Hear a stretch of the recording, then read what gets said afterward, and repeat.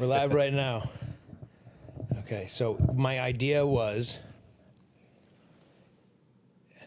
we say what the podcast is going to be about, and then basically that's it. Okay. That's what I initially wanted the first video to be. But this guy, up and coming composer, emailed me in the beginning of the week with questions, a few questions. So I emailed him back. I'm like, hey, listen, I emailed you. Do you need assistance? Up and coming. So I emailed him back. I said, listen, I'm going to start a podcast with a friend of mine. These would be excellent questions as a starting point as a discussion. And I said, we don't have to mention any names, but the questions are good. Would you mind if we use the questions? And he said, go ahead. So I suppose that could be a good starting point for the podcast, which we have. He asked you questions? Yeah, like stuff about networking and getting credits. I get it. All that kind of stuff. So normally I would spend time either emailing back, but since we're starting up this podcast with the same type of idea of, giving somewhat advice or assistance from our own experience to people, Man, I figured it'd be a good. You just reminded me I was supposed to respond to somebody that emailed me like that too. What was it? Don't say his name because I don't want. I can't even remember his name because it's been too long now. But no, I get those all the time. But yeah, do you respond to I them? do sometimes. Well, this guy contacted me over my website, and I never got it, or I might have got it, and I might have just got busy and didn't see it. But then he contacted me over Instagram, but then I got it, and I got the questions, and I'm like, this would be a perfect jumping point for the podcast with no name. Okay. I thought of some name on the way over. Oh, that quick? Well, from my house to yours. What? Obviously, but we've been talking about this podcast for months, if not I know. a year I've and had a a lot half. of ideas, but I had one that I thought was kind of cool. Which is? So when you were over at my house the other day, we talked about, I forget what it was, but it was something, it had revision and it was like final revision or something like that. Just one more revision. I can't, something like that. But I kind of like the word revision. Mm-hmm. And I was thinking, what if we called it revisionist history? But I don't get that. I'm not smart enough to understand if there is a double entendre there. Well, revisionist history. Maybe. That means it's not accurate. Right. It's like we're not going to go down that road of what people are doing today in today's world about rewriting history. We might if we're low on content. There was one I saw today with the help of good old AI was Q&A. The word Q and A. Oh. I mean, that's clever. Q&A with Chris and Kevin, or Q&A with, or just. What if you've got like Fonzie as part of the logo and it's Q&A? That'd be actually pretty cool, but then we'd have to probably send royalties to Henry Winkler. Okay. Well, we could wear just leather jackets. Oh, that'd be cool. Q&A. Q&A. And then when we sit down and we start, why don't we just go, we look at each other and go, hey. That might be funny for like one episode. If there's more than one episode. We have no idea how long this is going to last. This might fall flat on its face. But I lost my train of thought of what I was going to say. Q&A. There's going to be a lot of that during these episodes of losing our train of thought. Anyway, all right. Well, what I wanted to say was Q&A. Q&A is cool. I also like keep your composure. You said it wrong already. No. You said keep your composure. Yeah. It's keep your composure, I thought. I know, but we're composers. Oh, I screwed it up. Sorry. Let's hope there's more intelligent people out there to understand if that's what we go with. I don't like it. Okay, so we're not going with that. What the? Oh, I was going to explain that just to the three people that are watching right now, that we've known each other for what, 15 years, 16 years? 2010, 2009, Okay. 2010 GDC. Oh yeah. Right. That's where I met you first. Yes. But I cyber stalked you before that. We're not going to talk about that. No, I'm going to. Maybe not right now, but at some point. It may come up later on. Anyway, we hang out often, and every time we hang out, we obviously talk about business and the industry, and amongst other things, life happenings. And so, about a year ago, I thought, why not just record us talking about the industry and about our experiences? Someone will watch it. Someone will get something out of it. So we just finally pulled the trigger and are now doing it. And now we're afraid we won't have enough content to do it. So we're going to put out the idea that any of our viewers or listeners can leave comments on the video, this video, or on wherever it's posted, Instagram, YouTube, Facebook. And if you want any of your questions, if you have any questions about our work, how we've done things, the industry, what we've encountered over the many years we've been doing it, ask the questions in the comments, and that will be the topics of our episodes. Sometimes maybe we'll do one question. If we have time, we'll do however many questions we can fit in. That's a good idea, good way to do it, right? Yeah. Now, are we? So I don't really ever listen to podcasts, Me neither. and I watch a few video things. I'll watch online. But are those sections of them considered podcasts, or is podcast strictly? Podcast is video now too, right? Yeah. It's usually double. Or both. They'll be on YouTube, and the audio, I believe, can be put up as well onto Apple Music. Oh, okay. Well, But I don't know how to do fun. that. But I like watching the people talk. yeah, I do too. Okay, so there's people that have YouTube channels that I subscribe to, and then they'll once or whenever the video comes up and I see it is that what we're doing? This will live on YouTube? Yeah, essentially. We're going to create a dedicated YouTube account for this podcast once we get a freaking name.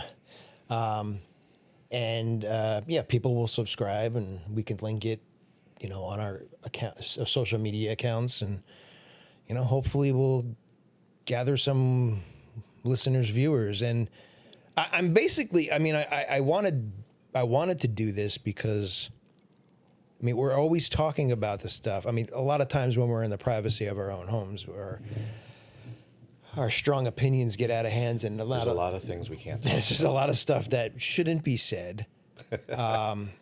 Not because they're bad, but you don't want to.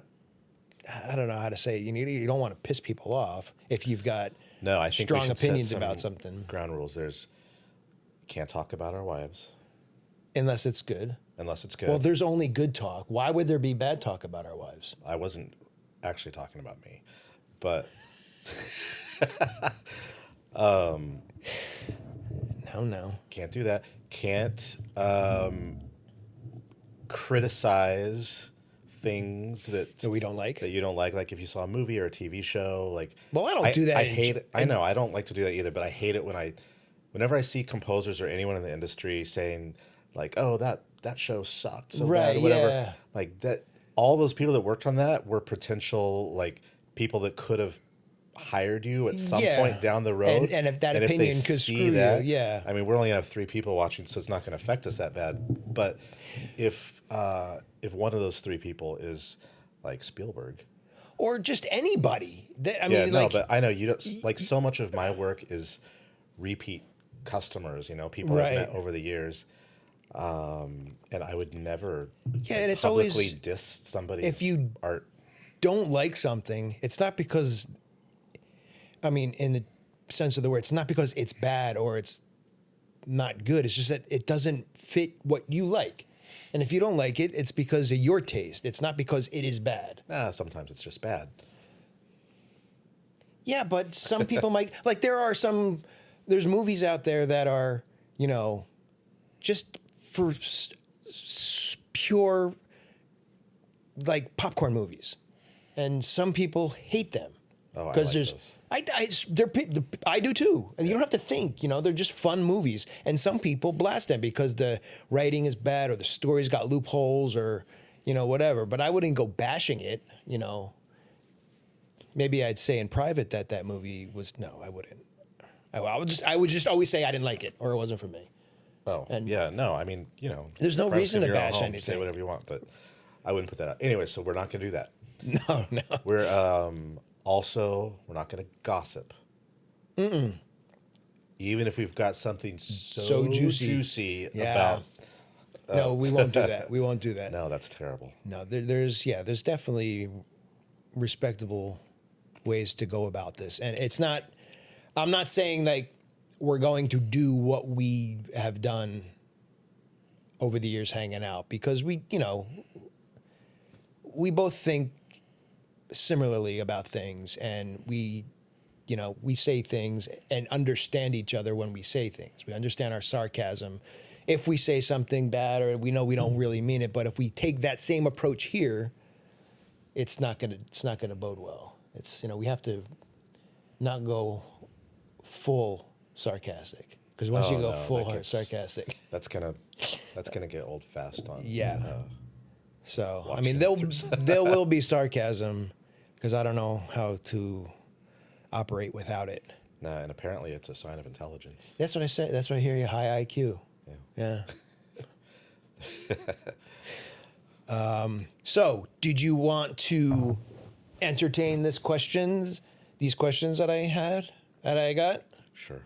All right, let's see. All right. How many are there? Let's do one and then see how we feel. Yeah. I mean, I think it was just one thing that encompasses others, but hold on. I am getting very warm. Let me just. Oh my God, no, it's not registering. I'm trying to lower the AC. Let me know if you hear it beep. Where is. There it is. Okay. D. Just make sure the question is. You have a lot of sculptures in here. Look who's talking. Your studio's just bigger, so they're more spread out. I wasn't complaining. I'm just saying. Oh. I'm just saying. Anyway. As a fact, you have a lot of sculptures in here. Okay. I'll just read the email because the email isn't specific. Okay. So I've been very interested in composition since I was very young. I don't know how old this person is. Thanks to you and many other composers from my favorite media growing up. And recently I've started to try and really take it seriously. I think my first question that I'd like to ask is, until I score my first paid project, what do you recommend that I do as an amateur composer that would help benefit my growth and connections? I want to be sure that I'm still improving and building myself in my career, even while I'm not actively writing. That's the first part of the question. There was a second part about specifically me and my journey, but we can talk about what he can do the things he can do while not writing. You should always be writing. Oh, I was just going to say that. Maybe that's the name, Always Be Writing. Oh. I literally was going to say it, but I didn't want to jinx it. That's kind of, always be writing. I like that. Is that it? I don't know. I mean, I like Q&A, honestly. I like Q&A. Maybe we should do a poll. Maybe. Let's get to the question. Right. Oh, Anyways, we already know the question. When you're not when you're not writing, you should always be writing. Oh. To reiterate. I think maybe, I don't know. Today's social media is way different than when I first was on social media, which was 2000 and Don't age us. something. Well, there are people be watching this because we have some experience, and that some experience comes with time in the industry and age. Yeah. So I wouldn't be doing this podcast 10 years ago. You know, I feel inadequate doing it now. You were working as a composer 10 years ago? Excuse me? You're much older than I am. You're an ass. Anyway, I still feel like I'm inadequate to answer questions because I'm not where I want to be in my career. But from where I came from, when people ask me questions, it puts perspective into how far I've come and how much I do know, even though there's so much more to learn, how far I've come in the industry, being able to do this for a living, that I do have, I do have stuff to offer. There are, pointers on how to do things. But I'll say that there is no surefire way. There never was a surefire way to get to the next step. Everybody's different. Every situation is different. But, okay, so let me get back to what to do when you're not writing. Like I said, when I was back in 2000 and even, you said not to date us, but I don't really give a crap. I'm just joking. 2010, 2009. I think I started on social media in 2008. And back then it was a little bit more. Was that MySpace? No, this was that. This was when I think when Twitter first came about, and I was on Facebook, and Twitter just started. I think I forget what year Twitter first started. came out. I thought it was so dumb. I did too. It's like you have how many characters and like what do you have to say with like 30 characters, 70 whatever characters, and I'm like, this is so dumb. This will never take off. Yeah, now look at it.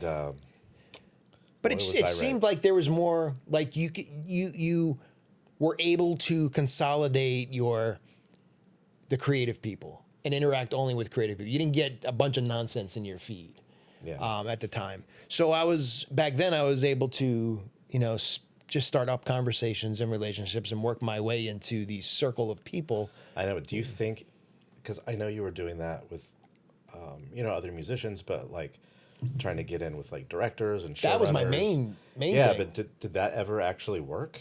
One. I think the one guy who I still work with today, I met via Twitter. So you're saying there's a chance? There's a chance. And I love working with them. I think I have very rarely done that, but it almost felt like an invasion of privacy. And I guess if they really didn't want messages, they wouldn't allow you to send them one. No, this wasn't even over DMs. This was straight on the surface talking back and forth when they were in conversation. Oh, and other people could like join in? Yeah. Yeah, I mean, I thought you were... You would just, like, if they were talking about a movie, not even their movie, or just something in general, you would join the conversation if you saw it. If you weren't following them, you would... Right. So you would join and just start up a back and forth, however many people were in the conversation, and then you would possibly pursue that after, lay some groundwork, and then go in for the... But I'll be honest with you, when I first started, I was straight up just asking people if they needed music. I see that now, and it looks bad. It's cheesy. Yeah, it definitely looks cheesy. So don't do that. Don't do that. But back then, social media was a way to make contacts. Now it's a little bit harder now. Well, I don't use it as much now. I probably should continue to use it. I can't keep up. I can't, yeah. And once I put something out, I hate like monitoring marketing the same like thing. You've got like a new project that comes out or a soundtrack or whatever, or something cool happened and you want to talk about it. And then the ones that get traction are the ones that where, it's like you see these composers and they keep, you got to hammer that home kind of if you want anybody to actually see it. Yeah, you got to keep on reposting. But then the people that see it all the time, it's a little bit like, "Hoo boy." Yeah, you kind of hope that one person sees it. You can put it on the table. Okay. You hope that it gains traction by people reposting. If somebody likes it, they repost it. We're getting a little off subject, but the thing about posting also that a couple times in my career I thought, okay, I'm going to try to do this, and it's create super fans, because super fans are the ones that that you want. Right. Like how do you create super fans? I know, that's the thing. Oh. And so, number one is that you have to post in the first place. Yeah. And then number two is you have to be responsive. And so. Oh yeah, which I I am I'm so bad at Oh, it. really? I'm so I bad. like interacting as much as I can, if the time allows. But I mean, obviously, I think what helps is, you know, working on a project that also has legs of its own. You know, like in my like history of gaming, when I was scoring games, I don't think I was as well. What was Gears? Gears was 2006. I don't even think there was Twitter back then. Like there was no other way to like you. I had to rely on, you know, PR or Yeah, you probably Epic's sent PR out postcards.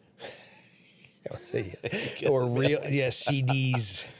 Man, I just saw so our mutual friend Chris Rickwood. Remember Chris? Yeah.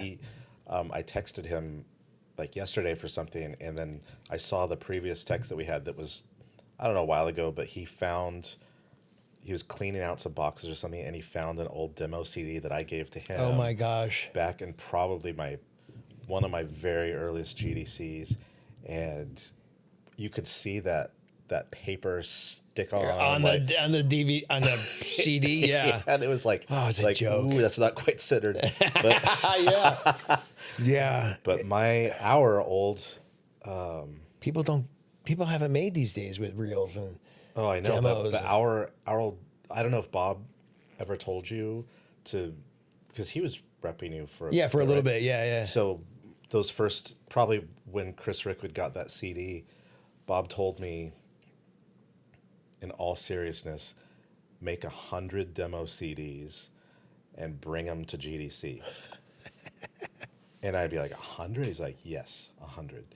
And then, But just hand them out. and I randomly? had like a whole rolling like a suitcase. like a rolling suitcase, because it's so many CDs, and I made 100, and I had to burn each one by hand, and then stick, put the sticker on make the label, J cards. and if the label went on crooked, It's or there was like a cat hair that done, fell and it got underneath, you can't take it off. You got to throw that You whole gotta thing throw out and it out, start throw it over. out. It was going to Fry's, buying spindles of CDs. For a while there, I was doing demos in DVD cases, so the bigger artwork and everything, and it was just a little different than your CD jewel case. Yeah, But well, I yeah, mean, people these days, you know, composers these days you had have all the money to do that. all the money. Yeah, okay. Man, I was on a budget. back then. Jeez. But Chris Rickwood, yeah, he still had one, and That's funny. I'm kind of dying to listen to it, and also I sort of don't want to. I found old. I mean, we are way off topic here. I found old tracks on an old drive, and I'm like, I can't believe I considered this. I mean, there was stuff back in '99 and 2000 I had written that 99. Somebody's gonna hear 1999 and be like, "You old."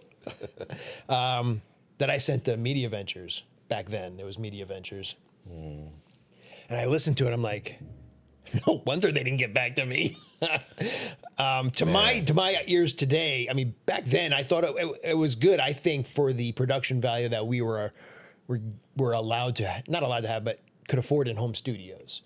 I thought the production value was worthy of that time. But I listen to it now. I'm like, this doesn't hold up to anything that I was hearing from anybody from Media Ventures. So I can understand why, whether the music was good or not, I would assume they wanted, good production. And why wouldn't you? Like, I wouldn't take on an assistant now that couldn't produce a good track, Yeah, of course. Writing alone, won't do it anymore. You have to have the chops as a producer, unfortunately. But networking, if you're not writing, you're hunting down film festivals in your area. You're going to said film festivals. You're going to just strike up conversations at the parties or the gatherings before or after these premieres.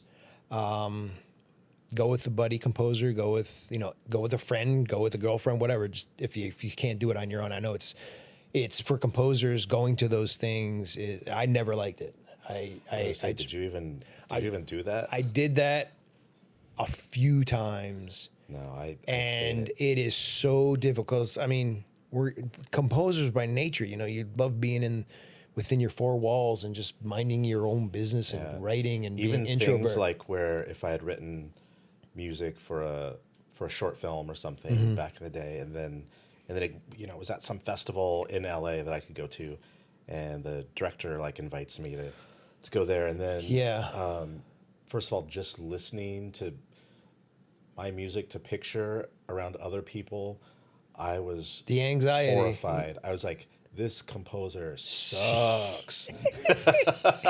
I But- know that feeling. Yeah. And it would always feel like it's too loud, or I couldn't hear it at all. What was I thinking there? Just like, all oh the my time. God, imposter syndrome. Yeah, it galore. never ends. It But then never. afterwards, when they're, Doing the the festivals Q&A where up you front. you'll like line up Yeah. and you'll like, but I've been to some where it was like a Q&A, but everybody just stands there. On up front on the Yeah, like, yeah on when the- they pass the Oh, microphone. I know. Yeah, yeah. Oh, that's I've been so part of awkward. plenty of those. I'm already like what Sweating. do I do with my arms? I don't know. Yeah, I was at a couple of those. I remember one at a Palm Springs Film Festival, and like when back then, I don't know if I'm different now. I would assume I am different, as in how I approach scores and why I write certain things. But back then, I just really wanted to, I would support the film, and I would try to have the film sound unique, but I wouldn't overthink of how I did it. I would just be like, oh, that sounds cool for this film. Well, that's a great sound, or that sound is perfect for this character. So I wouldn't think too much of it other than, oh, that's cool and that fits.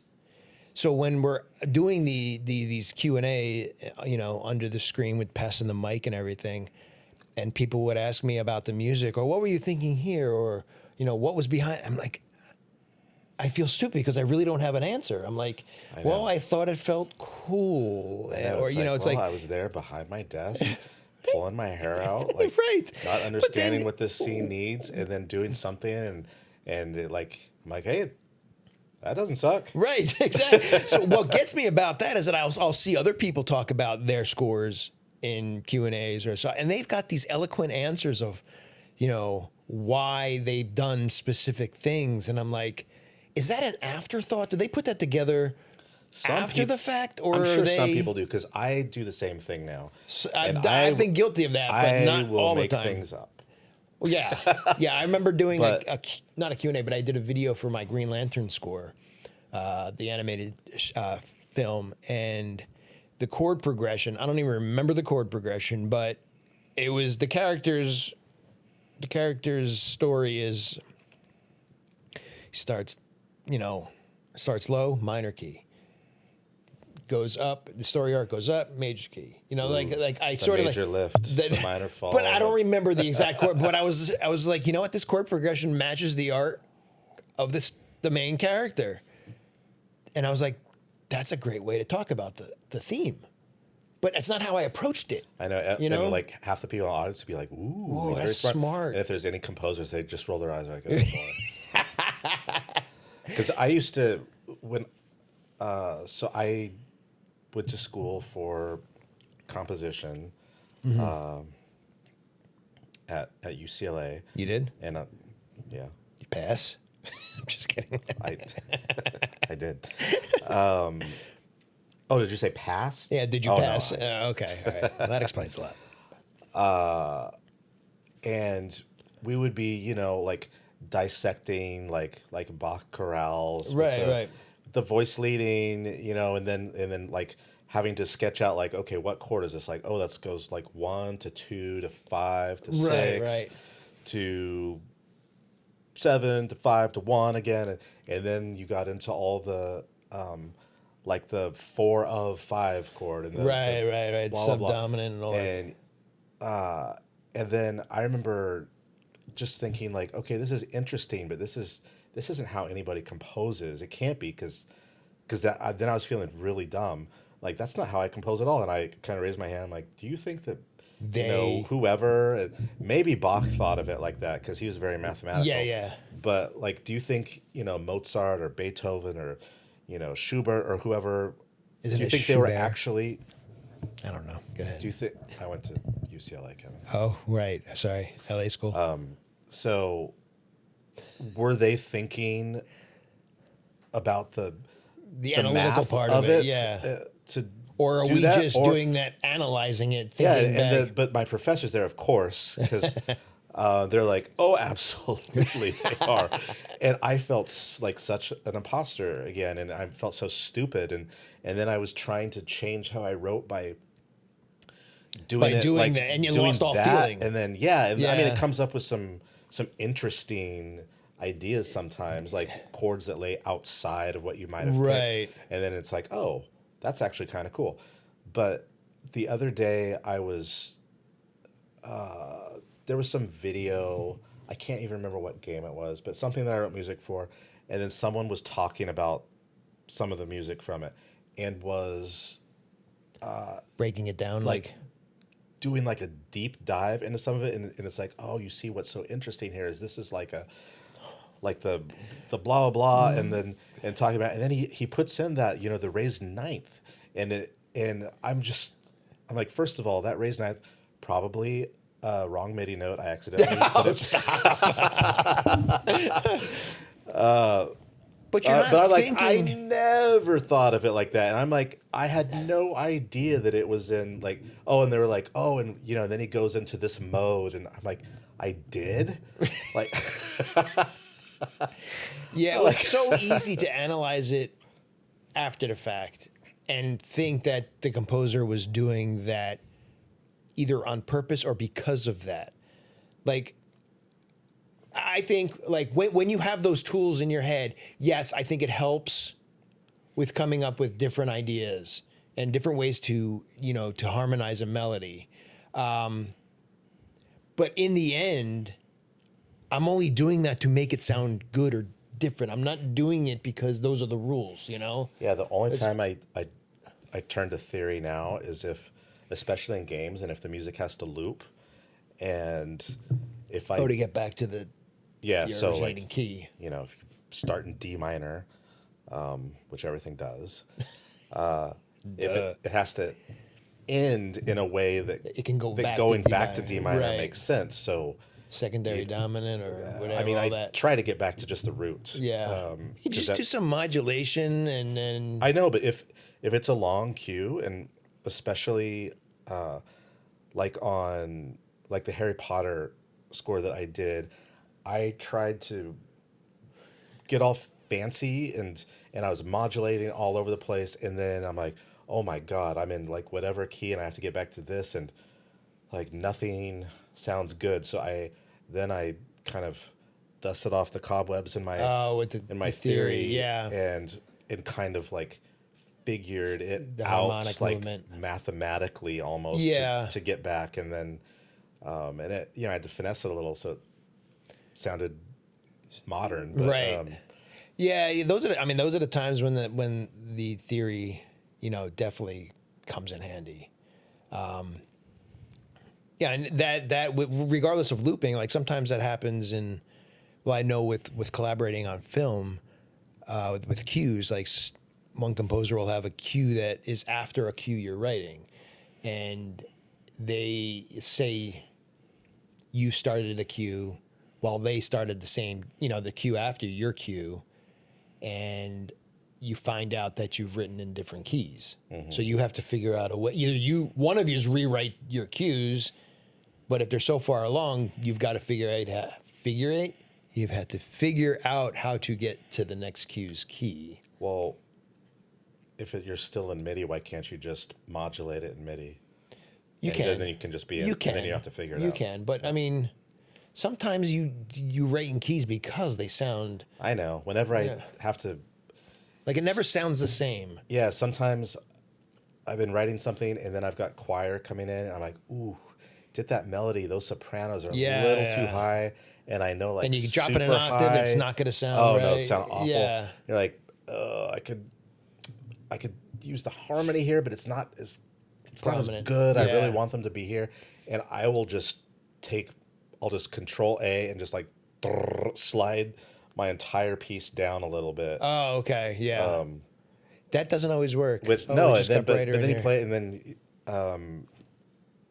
and then I know it's too bright. bright all of a sudden. Because the computer's. Ruining the. I'm gonna go fix that. I'll be right back. All right, I'll keep talking. No, you don't have to. I'm gonna. What? No, I'm gonna lose my train of thought. Oh, I was gonna stop the record and I'll edit it right back in. So. Okay. All right, all right.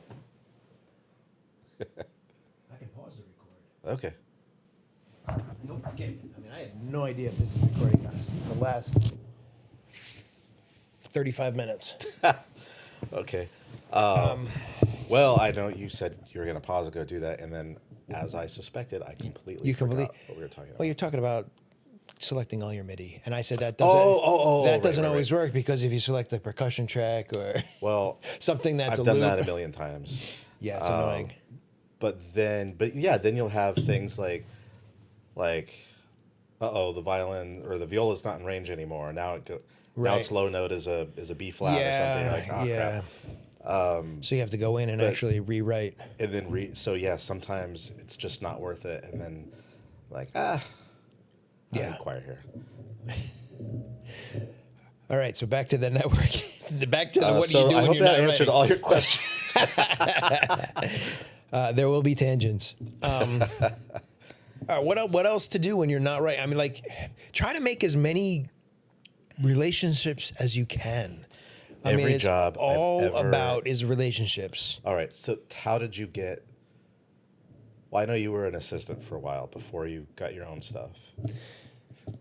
Yeah, and I was an assistant while I was doing my own stuff too. Okay. So how did you get your My first paid gig in by yourself? by myself. It was video games. It was oh man, it's relationships. Like I don't even it wasn't it this was back in I'm definitely dating. You want another ice cube? Yeah. They're in the cooler or on the yeah. You can move the mic. I'll still talk. Okay. This was they're frozen in there. Just hit it. There you go. I'll take 2 or 3 if you can. Oop. I don't want you touching This them. one? Where'd it go? On the floor? Oh, just take it. How many are left? I don't know. 1, 2. Oh, That's it. that was it. All right. Well, I got to get up and make it. But anyway, I'll do it Okay, after so I tell your the story. So anyway, first- how I got my first gig, which was Unreal Tournament something, 2003. Oh, I forgot you worked in that. It was with Epic Games. All right, so I found this artist online. His name was Sade. his name was Steve Garofalo. I didn't know at the time that he worked for Epic Games. He was one of their artists. But anyway, I loved his artwork. So I said, hey, it would be great to collab on something if you ever have anything that needs music. So I sent him a bunch of stuff, and I forgot how I sent it to him because I don't think we had MP3s to send. Or maybe we did. God, I don't know.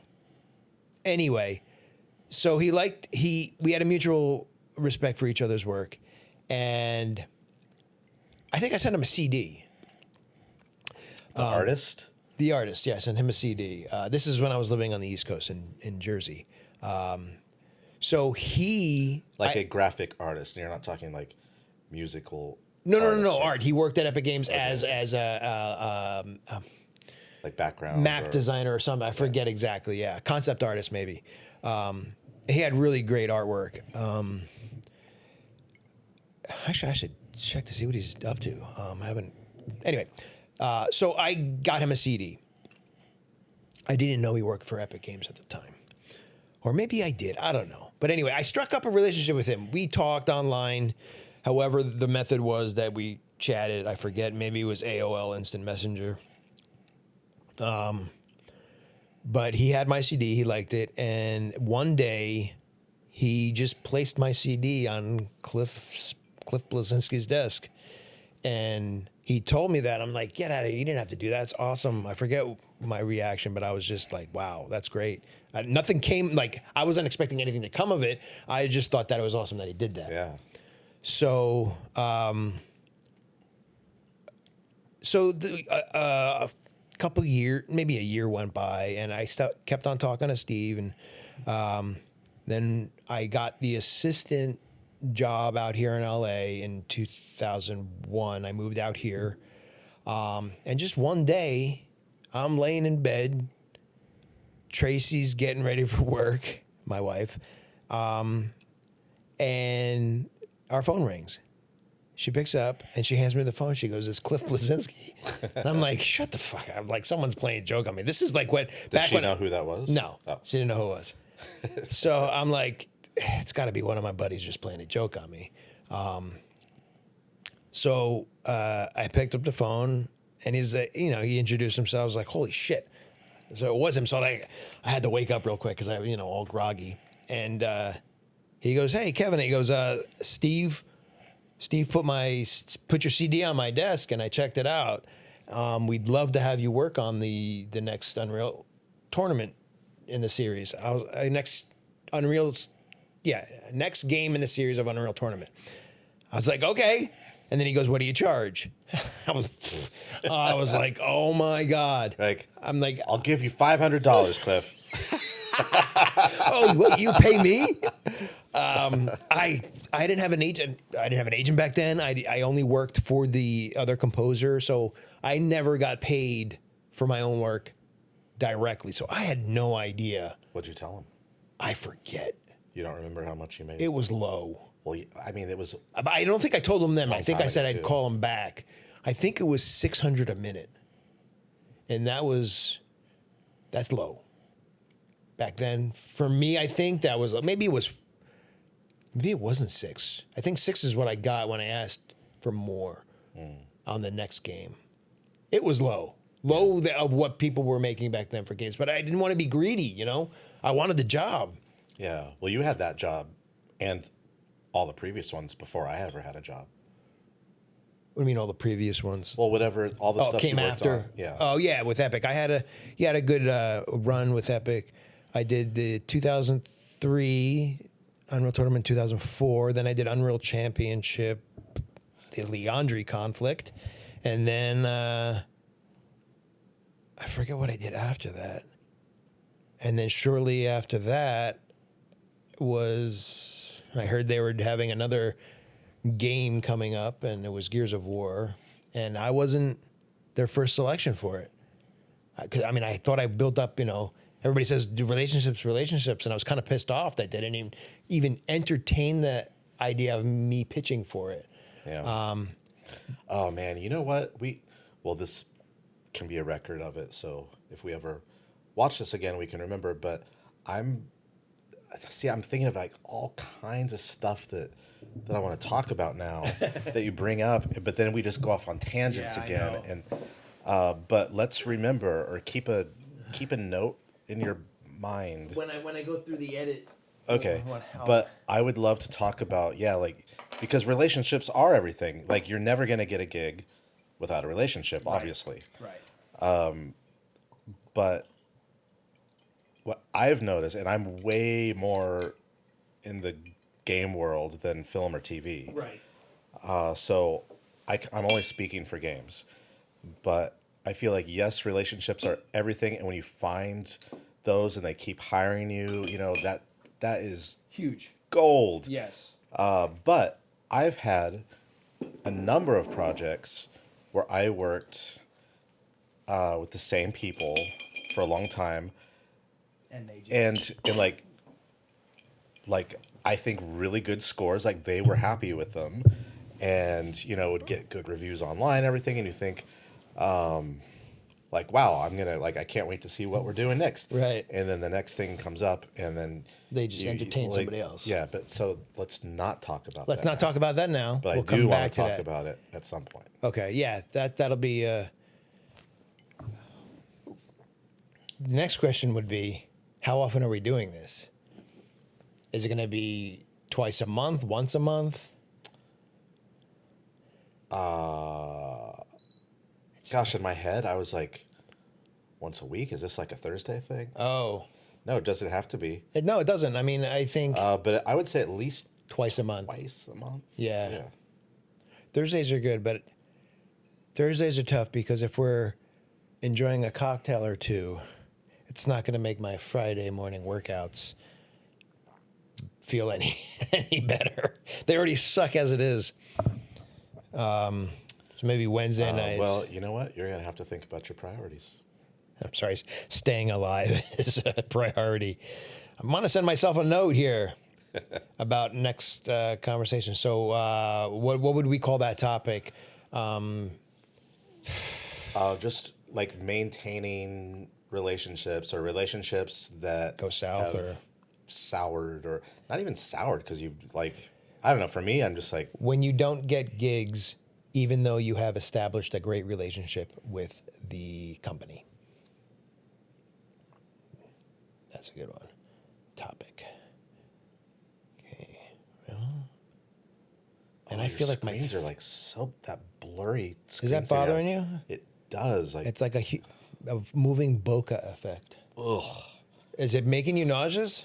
a little bit. Get the hell out of here. Do you want me to turn it off? I don't know because it's like everything else is sharp and then that's blurry, but it's moving. Can I just tell you that's been on like that for the last 45 minutes and you're I know, just but noticing it? I've not been. I've been silently suffering, and I just finally thought I would vocalize Now it. you know how I feel sitting next to you.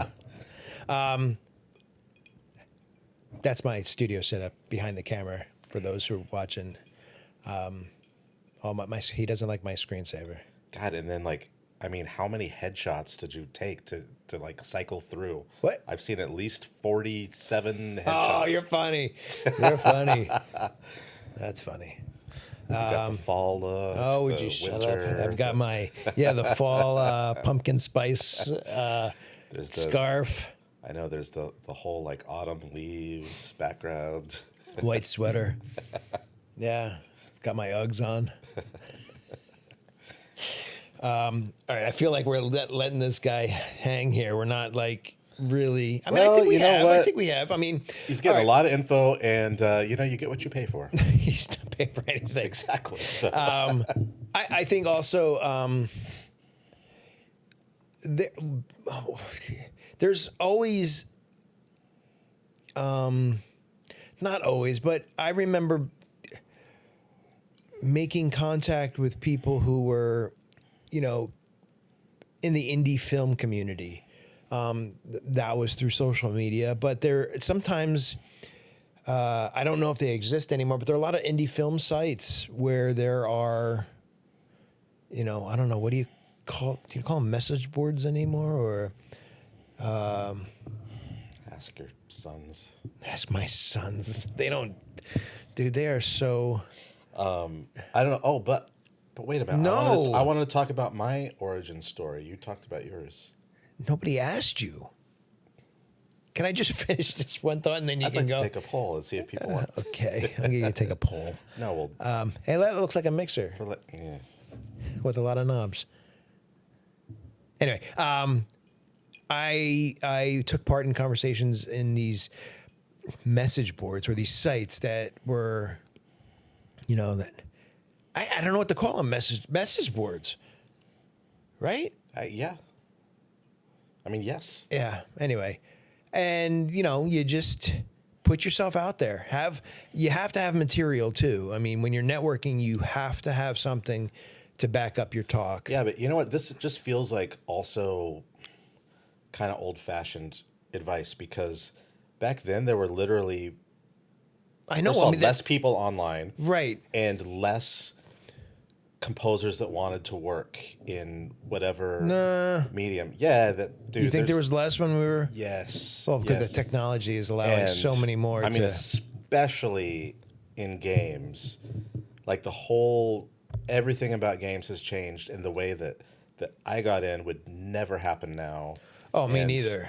But That's what I'm saying. It's different now, but we can only draw on how we. I mean, know. we can relate it somewhat close to the environment today, but we're not experiencing that. So them asking us advice is, you know, I guess the advice would be the same, but I think it would just be more difficult at this level of social media and the amount of people interacting. It's like the waters have gotten. It is compounded over Yeah. the years. And I think you hear more now with technology. There is so much talent out there. Like, There's, but also the point of entry is so much. I mean, just to start producing quality work at home, the point of entry is so much easier and so much cheaper. yes, yeah, for sure.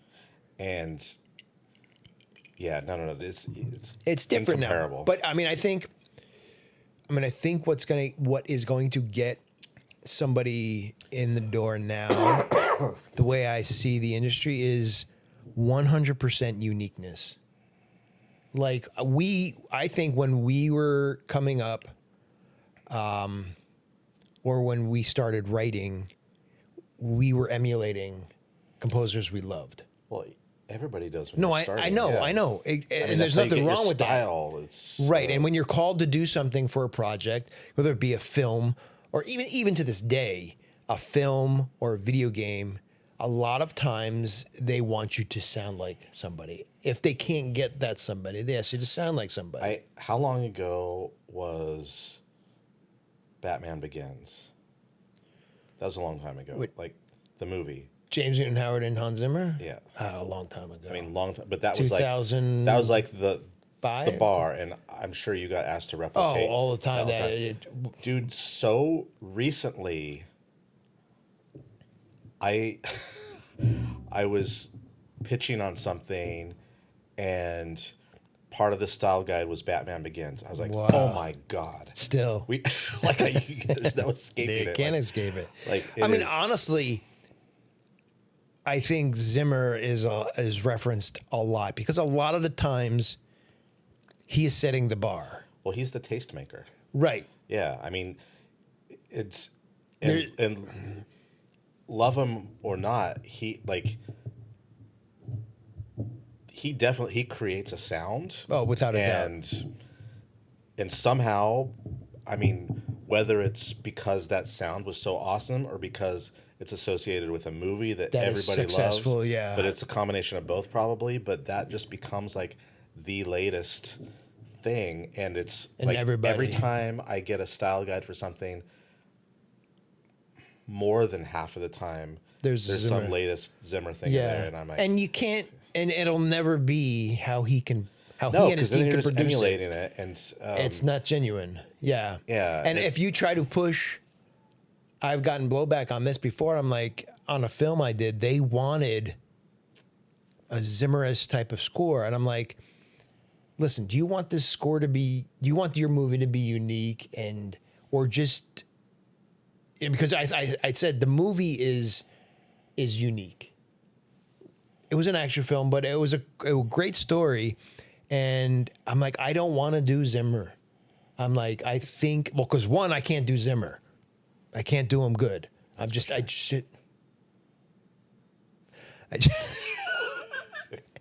It's just not my way of writing. So, I that's tried why, to talk. I mean, he's known that since you sent a CD to Media Ventures. Anyway, so I was talking him, sort of introducing another idea to him, so it wouldn't sound so rip-off-ish. Yeah. You know? Dude, you know what a great idea would be in that situation? I'd be like, you haven't heard his score to whatever, like, whatever, even make it up, like, oh, he's doing the new, Right. whatever. And be like, This is what it I is. was at the scoring session. This is the new Zimmer sound that everybody's going to be in love with. You're gonna have it You're gonna first. You're going to have it before Zimmer has it. And he's going to be accused of copying me. Oh, shoot. Copyrighted. Nobody else could do that. That's funny. But yeah, I mean, like, I always used to get not offended, but like kind of pissed off. I'm like, I don't want to sound like that. Like I am trying to develop me. I was very I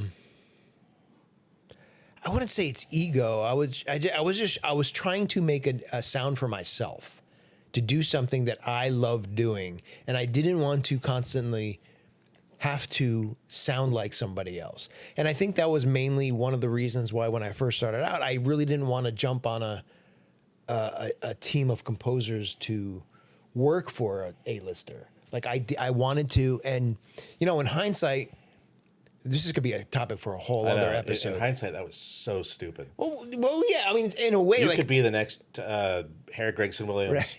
John Powell, Lorne Balfe. you never know. You never know, because when I teamed up with Lorne Balfe and his team, it's one of the best experiences I've had with working with other composers. Yeah, like there's something about that obstacle course over there that I think. I mean, I've heard. you a lot hear on both so sides. many different stories. Like Yeah, it can kill you. grind you into dust. Yeah, or make you come or out. make you like rich beyond your Right, or not wildest rich dreams. but successful. I've had assistants before. Neither of us do currently. No. I know from I've had 3 assistants in the past, not all at once, like all it's just one, 3 different times, and I am not a good boss. I'm not a good manager. I'm not a good I'm too nice.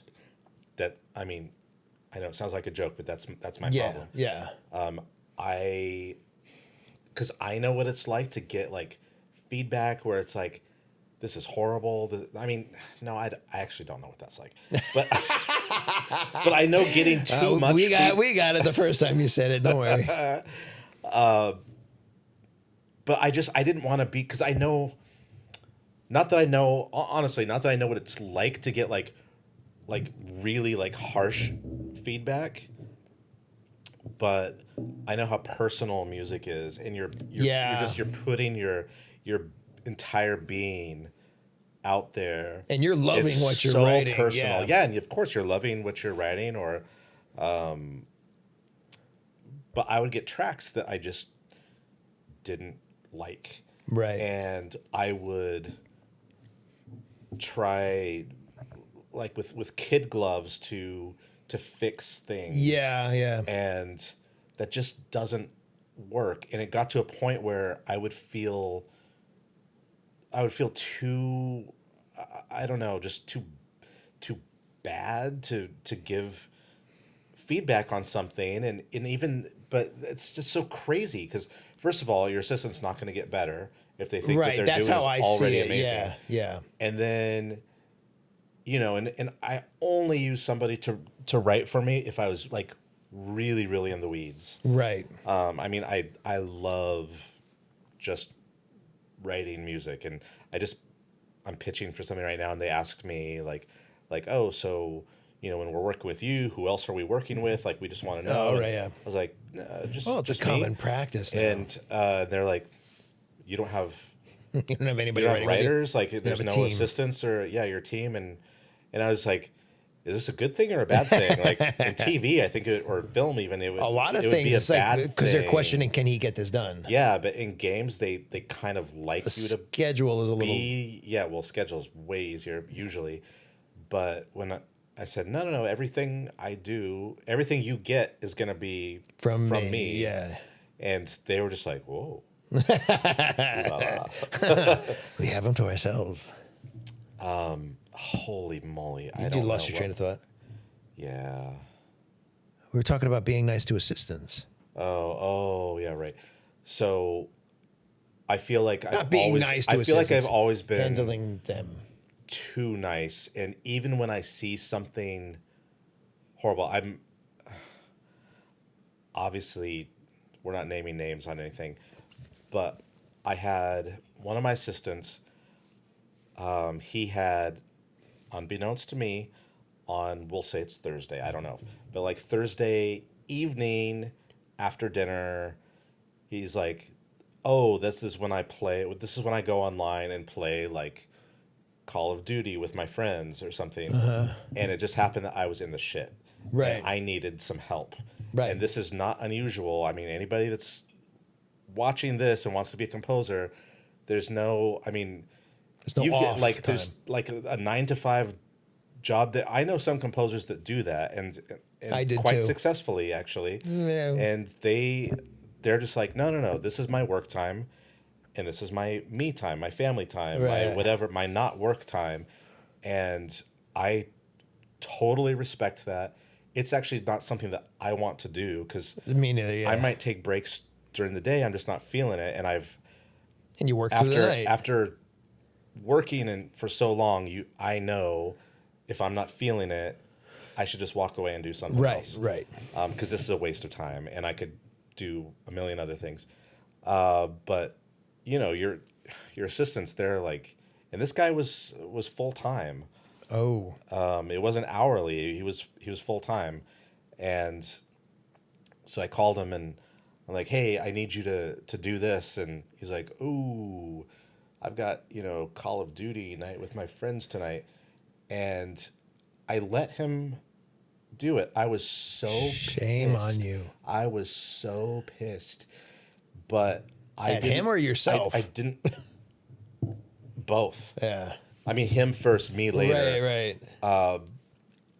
But that he felt like I was like, I have been doing this whole like mentorship, or Right. or it's not part Helping mentorship, him. but like I am paying money monthly as a full time Right. assistant, and when I need help, like I need help, I would not have called if I didn't Right. need help. Right. And for me to like take that like, oh, okay, and like I was seething, but it was like, all right, well, like how long does it go? I don't know, could go all night. Okay, well, anyways, if you're not too tired afterwards, maybe you could do this. And I still look back on that. I'm like, this is I think where I lost him, where he probably maybe lost respect for me in a way that I wasn't like, dude, you got to do shoulda this. get off Like the we're pot. on fire right now. Yeah. You got to do this, or tomorrow, like don't bother calling me. Like I need help now. Right. Like play games tomorrow, or just next week or whatever. That is not the end of the world. Right now, it feels like end of the world for my project. Right. But I let him off, and Yeah, I don't think after I've ever that I had had that one more bad. assistant, and I just did him hourly because I'm like I can't. Well, you learn. I mean, Yeah. like, I remember actually it was my first assistant, and I was very. He was brought on to do additional music, and he at one point I gave him something to do. And it wasn't a request of mine. It was a request of the producer, but it was his cue. So I relayed the message to him, and he sort of like bitched and moaned, not at me, at the notes from the producer. Right, but still towards you. Right. So what I told him was, I was like, listen, I know we're both on the receiving end of that note. But for your future, you should see me as the producer. Don't. There's a very famous saying that's very true: "Shit rolls downhill." Well, right, but I wanted him to understand that. Don't get into the habit of being disgruntled about notes. Yeah. Like, don't, just because you're comfortable with me, don't bitch to me, because I'm still employing you and I still need you. So if you bitch to me, even though I think the same way about the notes, like this is really uncalled for, these notes are dumb, but don't feel too comfortable to bitch to me. See me as a producer, because when you work for somebody, a director, producer, or a game developer, you don't want to be reacting like that to them. So Yeah, no, that complaining is like the guy is never good. Would that guy who wanted to play Call of Duty with his friends say that to a film producer or a game developer? No, of course not. Right. So exactly. So that, I mean, like I said, we learn, and we as people, Yeah. employers, you sort of like have to instill the fact, and like it's the whole career is a learning experience. And like, I don't think anybody, no matter what level they're at, you might feel comfortable and you might think you know everything, but I still think there's so much to learn with relationships and people, no matter what level you're at. And, Yeah, of course. And whenever I find myself getting upset about something work-wise, like too many notes or just like communication that's just not great, and they ask for something and you do it and they're like, no, I didn't mean that. This is like, oh God, that's not what you said. And at the end of the day, like, I'm writing music for entertainment. This and is for a project that is not yours. Yeah, it's not mine, but also it's like this is super fun. This is not, I'm not saving lives with this. Right, yeah. It shouldn't be that serious, even though there are hundreds and hundreds of, within companies of like other humans with jobs at stake. And so it is serious in a way. And also, like, at least for like AAA games and stuff, I don't even know how many millions of dollars if we're getting into yeah. For AAA games, yeah. A lot of $1 million. But I mean, yeah, for sure. But hundreds of millions of dollars. It's insane. Yeah. And so there is that pressure, but I know at the end, it's like, I always have to just remind myself, like, this is You're not saving the world. Is music for games, man. Well, yeah. I mean, it's still important to you, and it's still important to them. But it's like you can't hold on to the ego at all. You just have to. You have to be proud of what you write. Listen. We can go on forever. And that's what we do when we do hang out, but people aren't going to want to watch us No, I know. for more than it's been an hour and 15 minutes. Oh, we should wrap it up. So we're going to wrap it up. I'm so sorry we didn't answer us. We answered what we could, question. and if he replies to me and saying, "Well, you missed this, you didn't answer that," and I'll be fine with that. I'll set up a Zoom with him or whatever. Oh, geez, I do that. Wow, you're very generous with your time. I'm not so much. I really, when I get an email like asking me, "What are you doing?" Sorry, my son just texted me about something. Mike, is it time to stand? No, not yet. Although my legs are cramping up. 1 second, I got to answer my son. What do you mean, man? This is an edit point. What were we talking about? Yeah, I know. See, this is how bad. It's late at night, too. I know, but which son was it? Quentin. Quentin just ruins the whole podcast. Thanks, Quentin. Yeah, thanks a lot.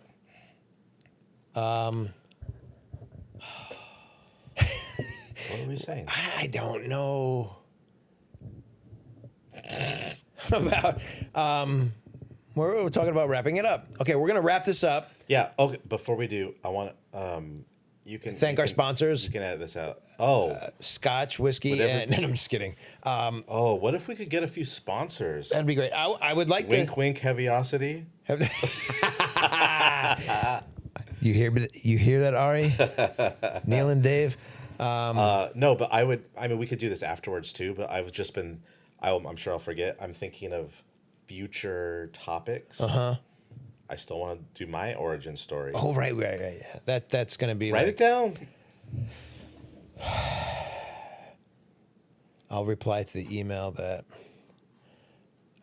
Chris's origin story starts with stalking me. Velasco begins. Chris's origin story. And then I think we should talk about, maybe this has never happened to you, but projects that you've left. Have you ever left a project? Yes. Yeah, I've left 2. Projects we've left. And we can talk about favorite projects, even though... I hate that question. I know, they're all... but that'll be... I could talk about favorites for an hour. Yeah. So that's... I think we have plenty of episodes ahead of us of topics. Yeah, so if you have now that we're ending this, if you stuck with us this long, if you have any questions and stuff you want answered for us to talk about, leave them in the comments and we'll touch on them for like 3 minutes and go off on tangents and not answer them. But yeah, so this is the podcast. This is what it's going to be like. We have yet to name it. So we're going to be putting this up on YouTube, hopefully with a name by the time it goes up. So yeah, that's it for now. All right. Thanks for listening. That was pretty fun. That was good.